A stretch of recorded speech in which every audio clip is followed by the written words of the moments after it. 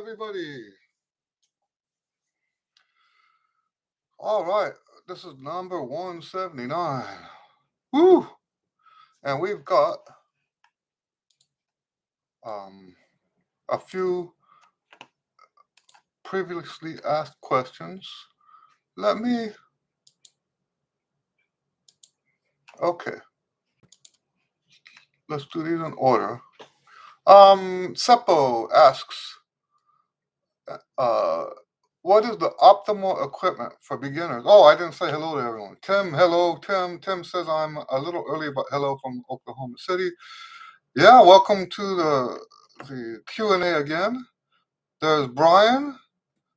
He says, nice trumpet. Thank you. That's my pudgy trumpet. Mugabo says, hello also. Hello, Mr. Lewis. Yes. All right. So this is from Seppo. Seppo lives in Finland. He says, what is the optimal equipment for beginning trumpet student aged around 7? Do you prefer super small or shallow mouthpieces for younger players with small lips? Or do you just recommend the 7C or something else? That's kind of, Mugabo asks if I'm on TikTok. No, I'm not on TikTok. Sorry about that. As far as mouthpieces for younger students, I pretty much do the same thing for them that I do with the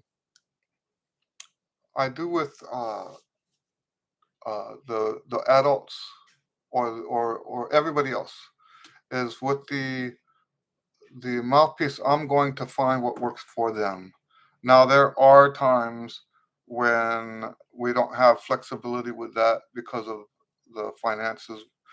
Most of my lessons today are online, so when I do start a student, now it really does depend on where they live, because I do have a student that lives in a small town right now in California, and for them to get stuff, they would have to get it off Amazon or something, because they don't have a music store, like a major music store in their little town, and stuff like that. So, but still, within what we have to work with, I try to find what works best for them. I don't have a formula. Let's put it that way. I don't have a formula that applies to all students. Now, you did ask about small mouthpieces with small small mouthpieces for students with small lips, and there is a tendency in that direction, but not because I said so beforehand. I read that student, I look at what that student is doing, what they're struggling with, and stuff like that. Let me also tell you this. I only make mouthpiece changes very slowly. I think you guys know that I sell the Warburton mouthpiece, and I have a kit back here that has a bunch of mouthpieces in it, and I have a student that's trying a certain combination, and he's been trying it for like 2 or 3 months. I don't like to make those kind of changes quickly. So anyway, let's answer some of the questions here. Brian asks, what is the model? Okay, I'll have to go to his website.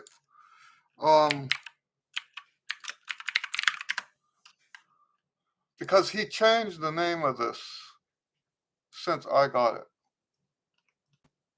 I don't even see it. Oh, there it is. He calls it the mod, M-O-D. And I can put a link in the chat that takes you to his website. It's the third one. It's the third trumpet picture on the list. I hope he's doing good with that.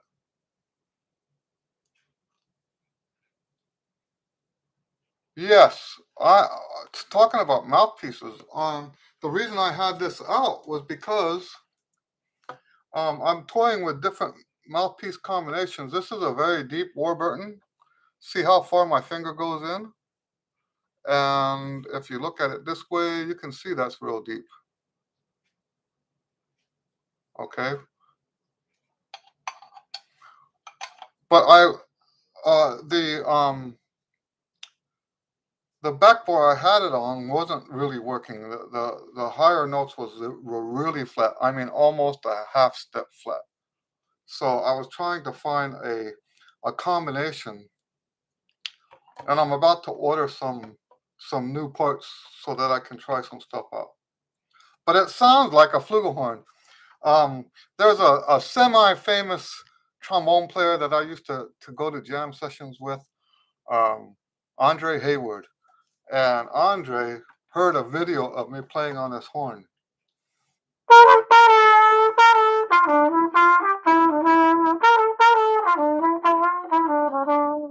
He heard me playing on this horn and he said, "Who's the flugelhorn player?"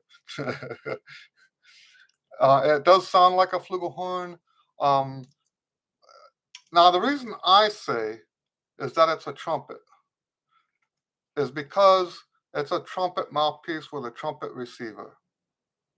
That said, some people say it sounds more like a cornet. Well, the valve casing is a cornet valve casing, if I remember right. Okay. It's I love the sound of it. It's not. I told the guy when I bought it that it's not practical for most of the gigs I play. It's not practical for a lot of the recordings I do at home because I my other horn is more uh, what's the word I'm looking for? It plays every kind of genre very well. This is a very specific horn, and when I bought this horn, I had a very narrow idea in my head of what I wanted to use it for. I had stopped playing it as much for a while because I just wasn't happy with the mouthpiece. It's not the horn. If you see me not playing this horn, it's because I still haven't found the perfect mouthpiece for this.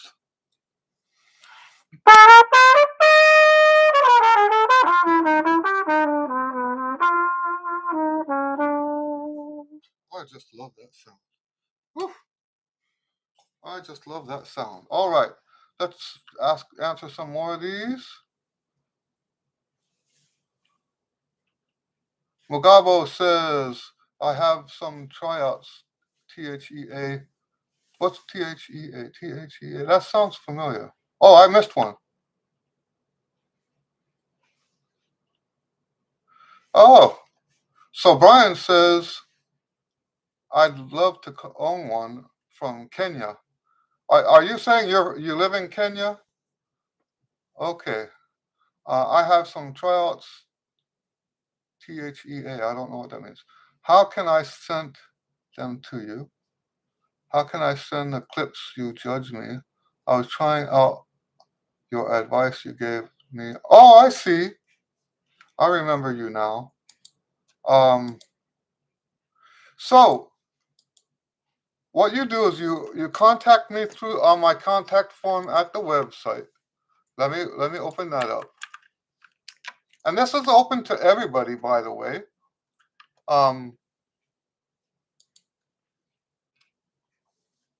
Here's my contact form. I'm going to put it in the chat. Go to that page, and you will have a contact form. I'll send you an email back. You send me your recording back, okay? And you send. I'm sorry. Yeah, I said that wrong. I apologize. I'm not having a great day right now. So anyway, and my mind is not 100% right now. What I meant was you go to the contact form, send me a message. I'll send you an email back, and then you can send me a link or an attachment to the recording. Okay.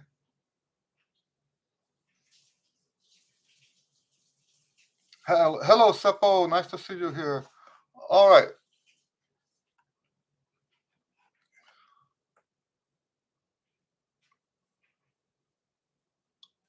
All right. Let me answer another one of these other questions from the advance. Um, okay. This is from Tim. Tim just started lessons with me this week or last week. Um, or I know it was this week. And he said, Eddie, you know I'll be watching, and I thought this Q&A might be a good place to remind you to tell me about your playing with headphones story. As always, I look forward to the nuggets you are about to drop in this love stream. Love stream. I'm I'm never gonna call it a live stream again. We're gonna call it a love stream. Oh, that's great. Uh, and then he says, "Thanks again for your contribution to our community." All right. Love stream. We're now from this point forward. I declare we are no longer having a live stream. We are having a love stream. All right. Okay. So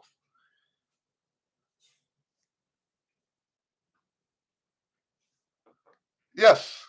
So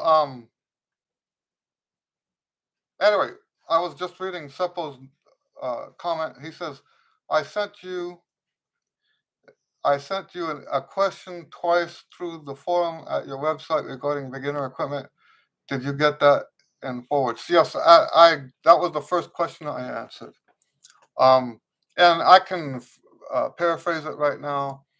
Uh, Basically, I don't have a formula for that. I judge the student according to the student's weaknesses and strengths, and also taking into account their financial resources, or if they're in-person lesson, I have mouthpieces here they can try.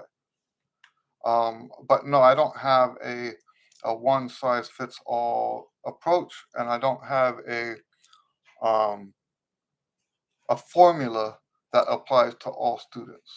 I really truly assess each student according to what works for them based on what they have access to.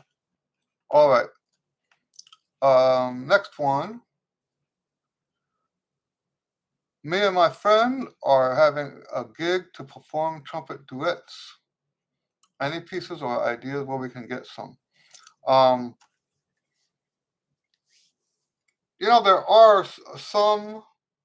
I would have to know what your skill level is, like what your range is, and how good is your reading and stuff like that.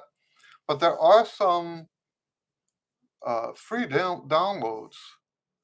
Like there's a book of Worm, WURM.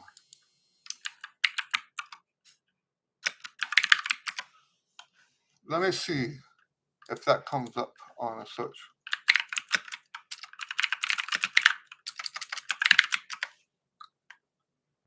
Yes, 41 trumpet duets by Worm.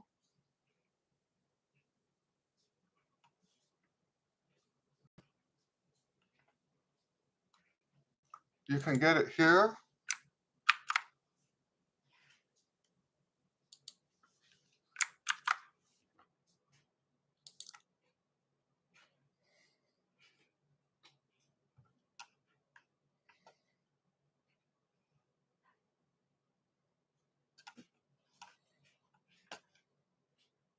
Okay,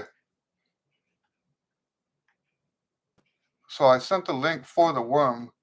Um, it's not real hard. It's not real easy. That might be something that might work for you. If you can afford it, you can. I have duets for every level. It just depends on what you're looking for. All right. Now I had another that I wanted to look at. This was this was not a question someone asked in advance. This is actually someone leaving a comment on my uh, total trumpet player visualization concept. And this is worth talking about here on the Q and A because this question does come up. I do have a hearing loss. It's bad enough that the doctors told me that I'm legally deaf. What does he mean by legally deaf? He means that even though I hear well enough to get along, I can't pass their tests. At the time, I was trying to get uh, into the army, and so my hearing loss is bad. It's now he asks. So I'll read his question. You mentioned in this video that you have hearing loss. Is your hearing loss due to playing the trumpet? If not, is your trumpet playing making your hearing loss worse? I have hearing deficiencies and I'm a new player now, 60 years old. I be concerned that my trumpet playing will lead to further deficiency? Thank you for your videos and feedback. Okay. Yes, I am uh, legally deaf. It does not affect my trumpet playing whatsoever that I know of because it's a high frequency. And when I say high frequency, we're talking about above music. There's the only instrument that can come close to how high my hearing stops is the extreme range of the piccolo. So it's not something that is going to affect my trumpet playing much.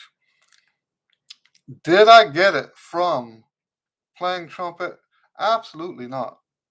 And I would have to say, maybe my wife disagrees. I would have to say that it's not that much worse today than it was. I've been playing trumpet for what is it? We're 6 months away from 50 years. I've been playing trumpet for 50 years. My hearing loss started when I was 2. So no, the hearing loss is not from my trumpet playing. My mom always used to say that it was the German water.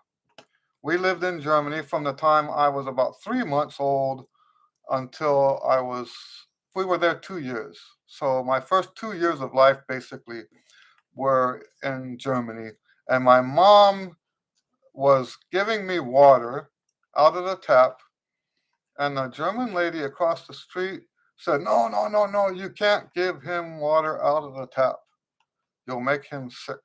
So she was convinced, she's passed away now, she was convinced that it was the German water that gave me the hearing loss because I had ear infections when I was young.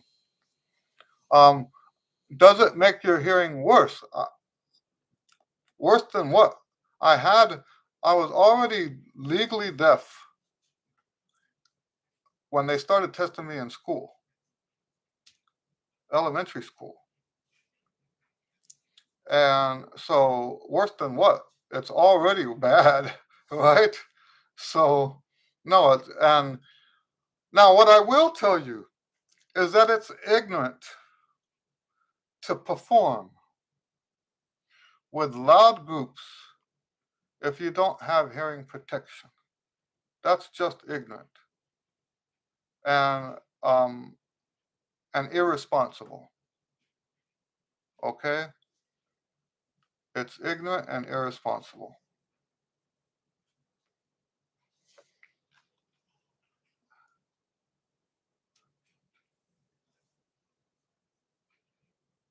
All right.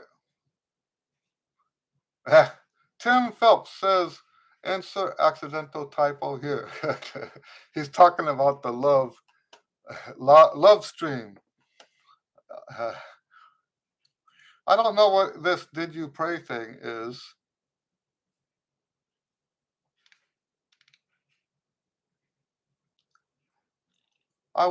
This is from Seppo. I would like to know more about the nominal trumpet beginner equipment and trumpet playing common in the U.S. for players aged around 7. You know, don't get me wrong. The way I do it is not the way other people do it. I take each person as an individual. I know I have heard and I've worked with band directors, beginner band, we call it beginner band. When you first start your instrument, you are in beginner band. And the rules that they have are all over the map. There's the ones that just give them the 7C. And then there's the other ones that say um, it shouldn't be 7C. 7C is a terrible instrument. You should give them a 5C. And then there's other ones that want them to play a 3C. Uh, I, I haven't heard this before, but the 10.5C makes sense if that's the way they're thinking. Um, but yeah, I don't agree with any of that. So, what am I saying? Oh, they have also the same thing with trumpets. Some of them say, no, no, no, you don't start on trumpet, you start on cornet. And the problem I have with that is if later you're going to go to cornet, why are you going to make those students have to buy another instrument? So I don't approve of that either. If you want to be a cornet player, play cornet. If you want to be a trumpet player, play trumpet. Later, if the players find out that they have the resources, financial resources to play a different instrument, then it's okay. But I don't think it's right to force everybody to buy two horns. But yes, over here, I guess what I should warn you about is that even though I'm an American, a lot of what I teach is against the grain. It's against what people are actually teaching out here. You could say it's kind of controversial, only nobody's ever said that about me that I know of. Probably those guys don't think it's controversial. Probably they think it's just stupid what I teach. Um, the ones that disagree with me, I mean. I think it only becomes quote unquote controversial when someone becomes famous or popular and the idea starts to get around. But no, seriously, I don't take any of that into account. Um, you know, the, I don't like that concept of having one system that applies to everybody. Okay, I hope that makes sense.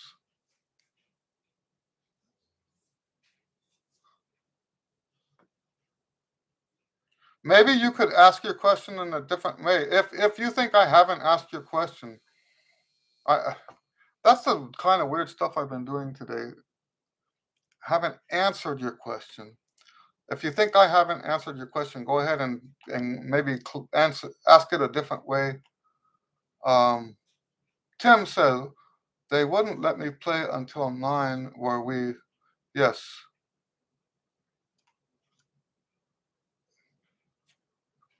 yeah, different places. Uh, Different places start at different ages. You know what happened to me? I started in 5th grade in Maryland, and then my family moved to North Carolina, where they didn't start till 7th grade. So my 6th grade year, I was I had private lessons, and that was it. I didn't have a band to play in, and I think that was one of the best things that ever happened to me. I had private lessons for a whole year before we moved to Hawaii, and by the time by the time we were there for 6 months, I was already first chair in the first band in junior high as a 7th grader, beating out all the 8th graders. And I truly believe that's because I had a whole year of lessons. So that's something to think about. Having a year of lessons before band starts. That can make it kind of boring because you're way advanced ahead of the band, but it's going to make a huge difference.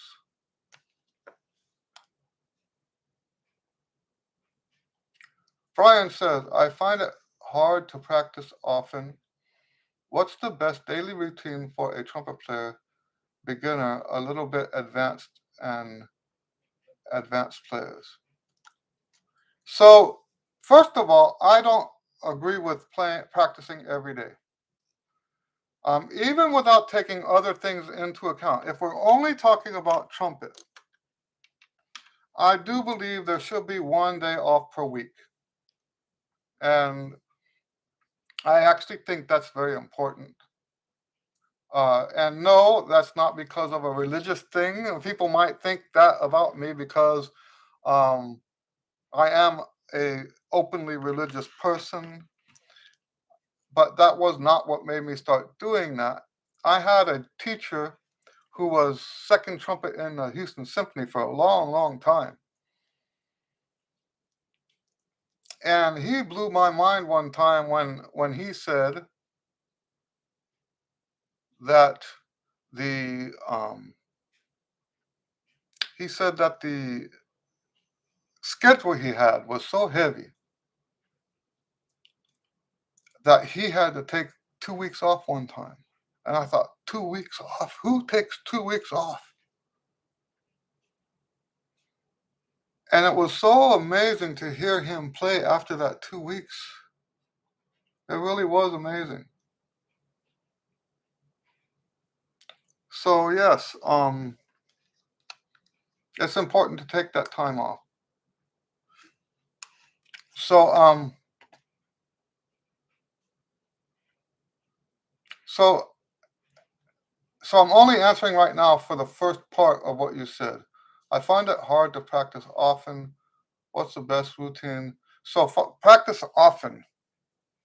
So the reason why I'm mentioning taking time off is if you have a legitimate reason not to practice,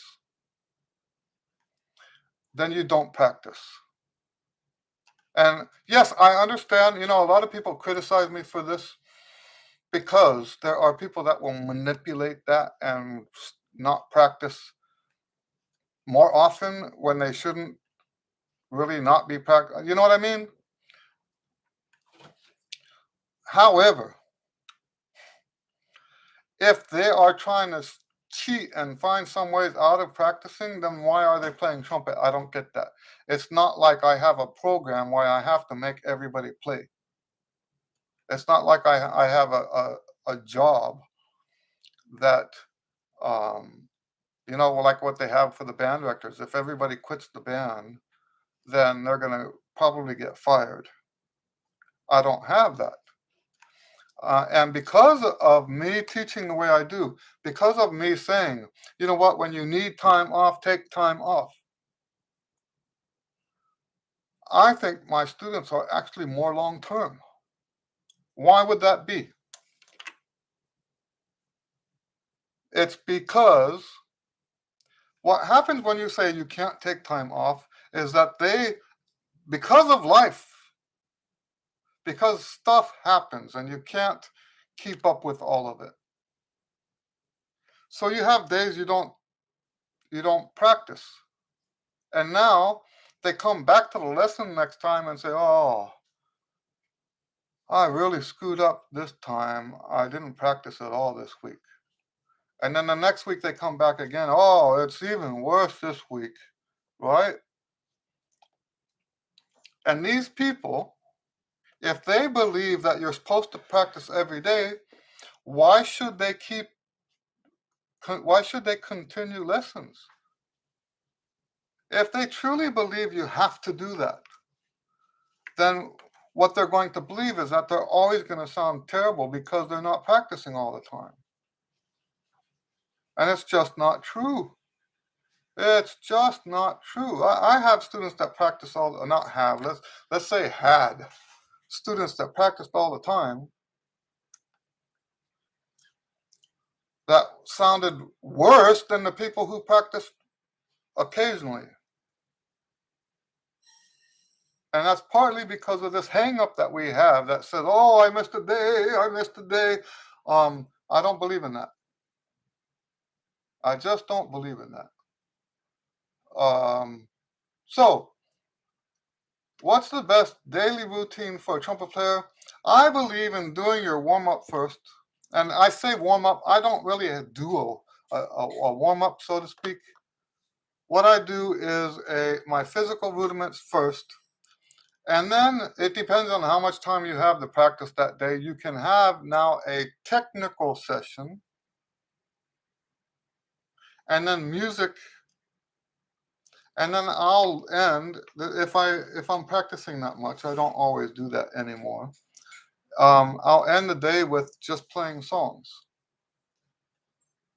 So by routine, I'm hoping that's what you mean. What order should you do what you're doing? Now, if you're having problem motivating yourself to practice, then the best solution for that is to go back to why was it that you started practicing in the first place? Why are you playing trumpet? You have to, whenever you find yourself not motivated to practice, you have to ask yourself, why are you playing trumpet in the first place? Instead of just going all military on it and saying, oh, I've got to do this, I have to make myself do this against your own will. Why not change your will and rediscover what it was that caused you to start doing this in the first place? Are you doing this for your health? Are you doing it? I have a video about this in the comeback series. Anyway, I hope that answered your question. Mugabo asks, no, he says he sent the email. Okay, well, I will respond. I don't always respond right away, but I will send it to you. Okay, I'll respond with an email. Sean says, hello, Sean. He said, I heard they start younger students on cornet because of the size of their hands. Okay, so everybody that starts a certain way, whether it's 7C, whether it's 5C, whether it's 3C, trumpet, cornet, they all have their reasons, and they all sound like reasons that make sense. Okay? Are there young students who do well on the trumpet? Yes, of course. So that's kind of, I don't know. I don't have a problem with these approaches. It's not how I do it.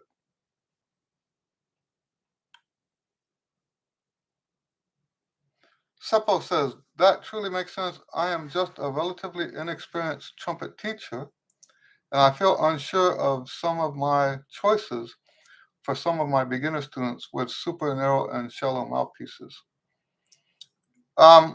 You know what I'm going to say about that? First of all, feeling unsure is how you should feel when you first start teaching. I still, to this day, feel unsure about certain things that come up in the lessons I'm teaching today. Why is that? Why, after 30 years of teaching, 30, oh, it's not 30 years, it's 40 years. 40, I started in 80, 43 years I've been teaching. Wow. Okay, so why would someone who's been teaching for 43 years still be unsure with some of his students? It's because students are not all the same.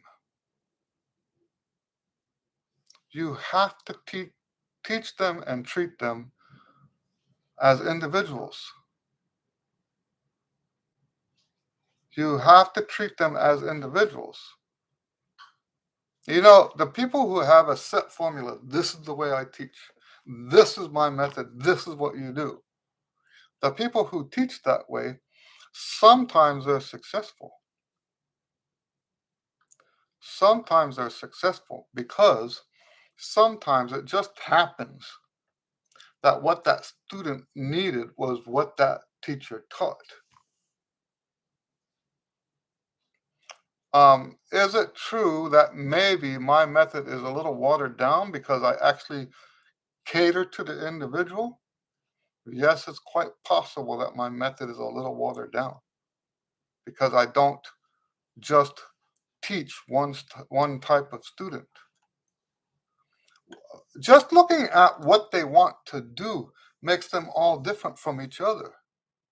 Just looking at that, I have students. I have my longest student right now. When he came to me, his goal was to play like Chet Baker. He likes Chet Baker. He wants to play like Chet Baker. He's been with me the longest. I have other students that want to make All-State. That's two entirely different things. And I have other students that just want to play for fun.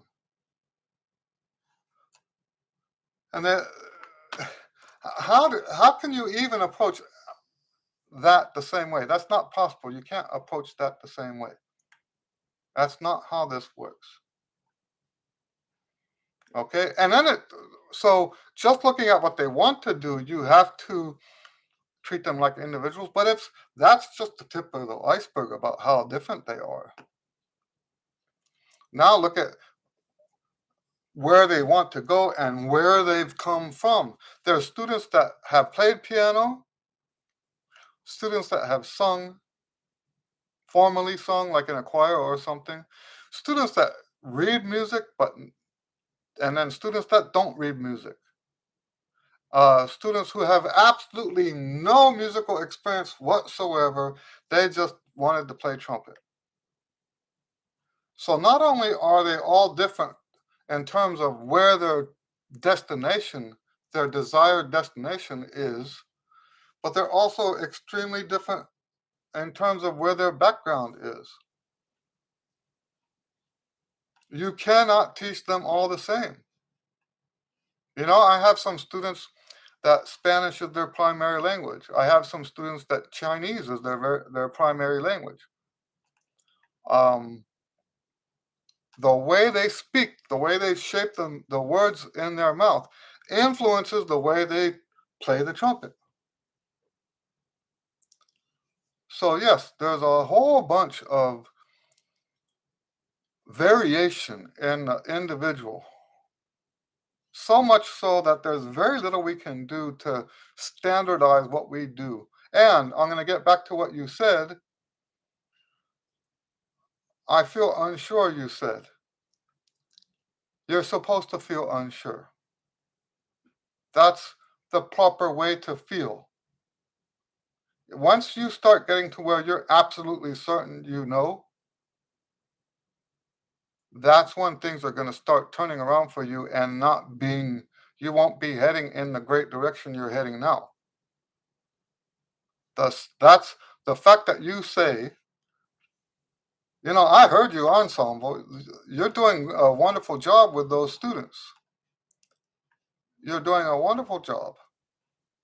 Um, I wrote that piece for a college band, and you're doing it with very young students. Whatever you're doing a good job at it. So, you know, so yes, I just want you to feel better about feeling unsure. It's the right thing to feel unsure for every single student. Uh, you know, there's a saying, I think it comes from a Zen. It might be a Zen or just a general Buddhist thing, where the guys, there's a story, right, where the one monk or whatever is talking to the other monk, and he asks him to fill his cup. They're having an argument, really. And the one monk says, "Will you please fill my cup?" And he says, "Your cup is already full." And he goes, "That's right." I, I, I love that, right? Because if you already think you know, then there's no room in here to actually find out. If you are already certain that you know what's right for those students, then there's no room in here to to find out what the problem really is. Okay? And you know how this works? The people who do have a set way of doing it, when the student doesn't succeed, they always say, always, well, you must not be doing the method correctly. That's how this always works. Well, you must not be doing it right. Because, I mean, who would ever suggest that the teacher doesn't know? So if you said you practiced and you didn't make the progress that the teacher said, that's on you, not the teacher, as far as the way they teach it. When I have a student that comes in, it's the opposite of that. First of all, I always believe my students, and I tell them that in advance so that they don't feel like they have to lie to me. Because if they lie to me, if my students lie to me, everything about the way I teach falls apart because I'm trying to find out what was wrong. So if you come to me and you say, let's talk about the mouthpieces, right? Um, if if the student doesn't perform the way I expected on the mouthpiece, I don't say, well, then you're not doing it right. That's that's confirmation bias is what that is. You're not doing it right. No, no, no. If the student comes to me and said the mouthpiece doesn't work, I believe them. If the student comes to me and they said, I tried to do what you said and it didn't work, I believe them. So from that point, we're going to try to figure out what went wrong. Maybe they thought they did it the way I said. So we're going to have them sit and practice in the lesson, which is a big no-no for a lot of teachers. A big no-no. Don't practice in the lesson. But how do you find out if you don't practice in the lesson? How do you find out if somebody is doing it right or not? If you just tell them go home and try again or try harder or whatever, you're not going to learn anything about that student. Especially if you believe that if they did it that if they didn't get the results you were expecting, that they just did it wrong. I mean, like they weren't good enough. They didn't try hard enough. They didn't put enough hours or whatever. So yeah. So if you're teaching the way I teach, then you're going to be unsure.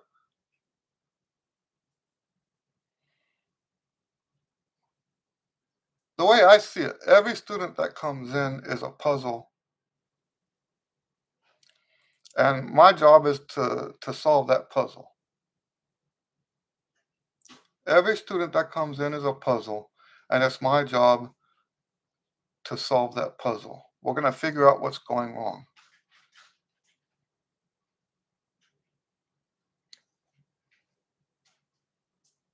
Okay, Tim says, my wife says they encourage kids to start on cornet because of size, and local music store would trade the horns out for the kids as they progress through school. Okay, that's a better option. But still, you get my point, right? There are plenty of trumpet students around the world who started on trumpet and did not have any troubles. So I don't have a problem with people doing that. I just don't agree with it. Seppo says, thank you for a very eye-opening answer. There are so many things around trumpet playing. What is the common age to start trumpet lessons in the U.S.? There's no common age. Even back in the 70s, I just told that story that I moved to a different state and they didn't have band at that age. So, even now, it's even worse because I think the youngest student I ever taught, I want to say first grade. So that would be 6 years old. 5 or 6 years old. I don't remember exactly. Um, so yes, and as far as upper end, there is no upper end.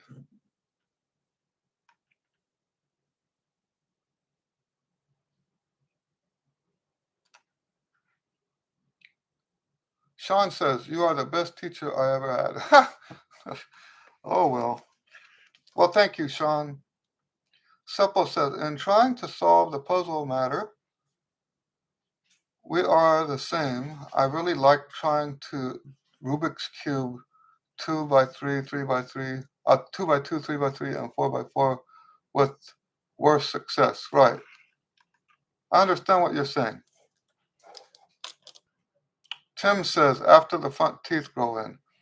Yeah, I've had students that went through that still playing the horn. If I remember right, I have uh, a comment from one of the teachers, one of the parents, that was commenting how they were concerned about the age, but the student went through teeth changes and didn't have any trouble. And why would they not have trouble? Because we do that physical trumpet pyramid. We do that, and it is a daily rebuilding. So if what you do to your teeth changes, well, you're doing the daily buildup every day anyway. So whatever changes happen here, you're going to adjust to them quickly. I hope that makes sense. So I do believe that there's a lot of stuff about the the physical trumpet pyramid that helps us not have a lot of those issues that a lot of people would normally have.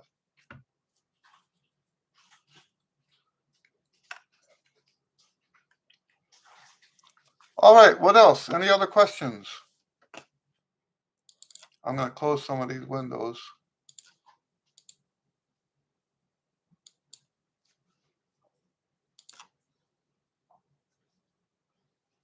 Okay, any questions?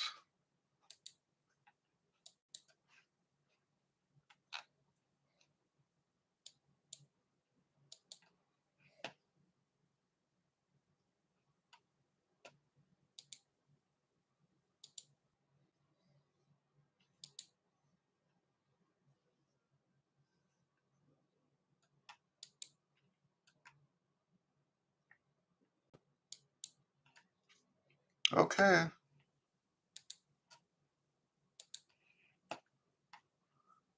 Maybe we'll close early today. Like I said, I'm not 100% today. I'm not going to go into health stuff right now, but yeah, I'm not feeling so hot. Tim says, when I die, bury me with my trumpet in the physical trumpet pyramid. Oh my. Seppo says, I have had students with incompatible lips or mouth formation in my singing and tried to lure them to other instruments. Do you think that is right? Yes, the only time I don't agree with that is if they really, really want to play trumpet. Like if they're willing to find a way. And a lot of times there is a way. A lot of times there is a way. It's just not going to be easy for them. And so there are some that you tell them this is not going to be easy. You're going to struggle. You're going to sound bad. It's going to be embarrassing. If you tell them that and they say, no, I still really want to play trumpet, then I try to help them play trumpet. You know, I don't know how you have your system set up, but I only work with individuals. I don't do now. Every once in a while I'll go to a high school and give a master class. So now in that case we're doing um, more than one student. But when I'm working with a student, that student at that time is my only student. My concentration is on that student. And if there's a student that, and what do I mean by that? If you're running a band or an ensemble like you run, if you're running an ensemble, you have to take into account what a poor performing student might do to the overall outcome. Not because we're being selfish or anything like that, but it's not right to the other kids to have a student in the ensemble that's making everybody else sound bad. That's not right. Okay, so, but that doesn't affect my lessons. My student is at that time the only student, and there's nothing that I have to be concerned about when they go and play with the ensemble. And a lot of times, those students cannot play in an ensemble for years.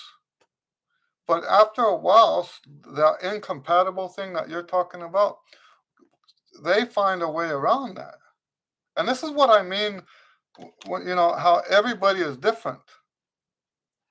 Some of them don't have, like, there's teeth. I have pretty messed up teeth. There's people I've taught that have even more messed up teeth than I do. And they pull it off. They find a way to make that work. So, but they need to know at the offset that it's going to be tough. It's going to be harder for them than other students. They need to know that, and then it's their choice whether or not they should switch to another instrument.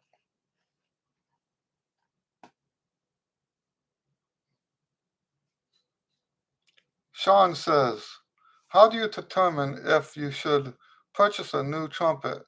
I've had the same trumpet my whole life. Um, when the other one doesn't work anymore, um, what happens over the years is you start having leaks. I think that's the only, well, leaks and then the mechanics of the valves. If the valves start sticking and no matter what you do, it's just getting worse, um, then yes, you can get a new horn. If the one you have works, you can play that for the rest of your life. It doesn't matter. I know there's a lot of people that they just want to buy a new horn. Let me tell you about my decision to buy the Pudgy. My B flat trumpet, it still has some life in it, but it's on its way out. I've been playing that instrument since 1997 or around there, and I've put a lot of hours on it between the practice time and the gigs. That horn has a lot of hours on it, and it's not going to last forever. And I have worn other horns out. I practice not as much today, but over the course of my career, I typically practiced more than most people. I was practicing sometimes 8 hours or more on certain days of the week. I didn't do that every day, um, but yes, it wasn't uncommon for me to practice 8 hours or more in one day. And uh, yeah, and that's with because so we're talking about starting early in the morning, and then I would practice an hour, rest an hour, practice a half hour, rest a half hour, and then whatever amount that I practiced after that, I would rest the same amount. So for 8 hours, we're talking about 16 hours of practicing from the beginning to the end. And so yes, it's not uncommon in that situation to wear out the instrument. Um, this trumpet that I got, the one from 1997, my current B flat trumpet, the Bach, is I bought it new, brand new, so it has lasted longer than all my other trumpets. But trumpets are not like violins. Trumpets do not get better as they age. Trumpets only get worse. Now, it might, if it plays badly when you first get it, it might get better then. So that would be an exception to what I just said. But yes, you can, if you're not practicing as much as I have, you're not playing all the time, then the instrument can last a whole lifetime. Hello, Karen. Karen says, "Hi, Eddie, late today. Based on your practice routines, can you predict the strongest day of endurance and range? The day after easy, medium, hard?" I don't understand the question. You mean when you feel the strongest? It's not going to be on the hard day. It, I think your strongest day is going to be on the medium day based on that rotation that I've been teaching. It can sometimes be on the easy day because sometimes we don't have the time to invest to push ourselves as far as we should push ourselves on the hard day. So the extra range and the extra workout, but without pushing all the way, can make the next day when you do your easy routine, it can make that next day feel like you're Superman. So Seppo says so many wise answers here. Well, thanks. Thank you so much for today's lesson to me. That means so much to me, and I will use your words to empower my students, my pupils. You are just so the great. So thank you, Master. Okay, thank you. Thanks for coming and hanging out with us. Um, yeah, I guess we can get one more question in, and then I'm gonna go take care of whatever this is.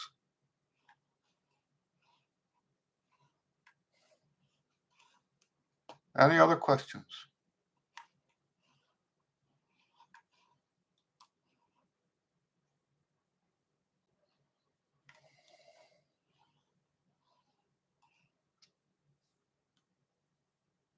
All right. Well, I guess we'll call it quits.